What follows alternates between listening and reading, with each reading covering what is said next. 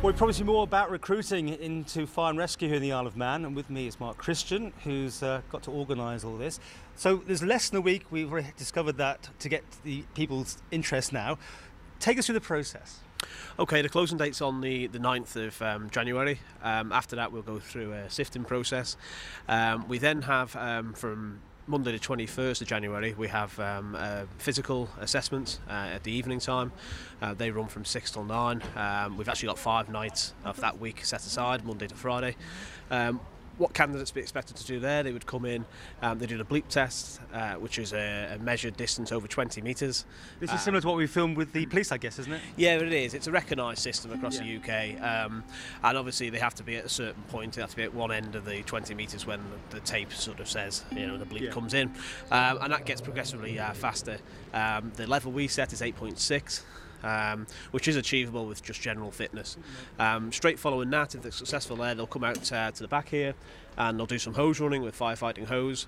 Again, it's about a 23 metre length of hose. They have to run that out and make it up again 6 times in 8 minutes, and that just gives us a general level of fitness so we can measure them against that. And I'm sure that some people actually do some not expecting that even, because although you think it's obvious, you probably get some that don't get it. No, unfortunately you are right. In the past we have had some candidates turn up and struggle with the bleep test or struggle with the hose running, but it is a demanding job what we're doing, so we have to measure fitness.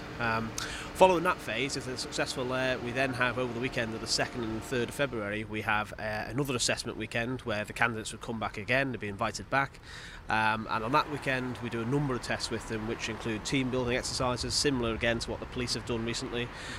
They'll have scenarios they have to try and figure out and think best of achieving the result there. They'll also go through crawlways with breathing apparatus. They'll climb ladders up to sort of 3rd story of a building and check really they're not scared of heights.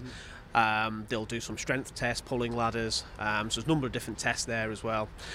Well, we're going to follow this process through, which is like we've done with the police, which is fascinating for people, and especially for prospective people who maybe aren't going to make obviously this intake, but in future intakes, just exactly how demanding the job is. And it is a physical job, isn't it?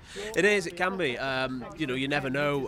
The deputy mentioned earlier, it's very dynamic what we do. You come in, the shift came in this morning at 9 o'clock. They don't know what they're going to be doing today potentially, what calls they're going to, for assistance they're going to get. So it can be very demanding, and that's obviously what we've got to measure at interview. Following that, though, following all the physical assessments we do, there is then a formal interview, because obviously we need a balance in a person. There is a physical side, but there's also a theory side as well that we need to try and capture. So we're looking for the sort of all-rounded individual really.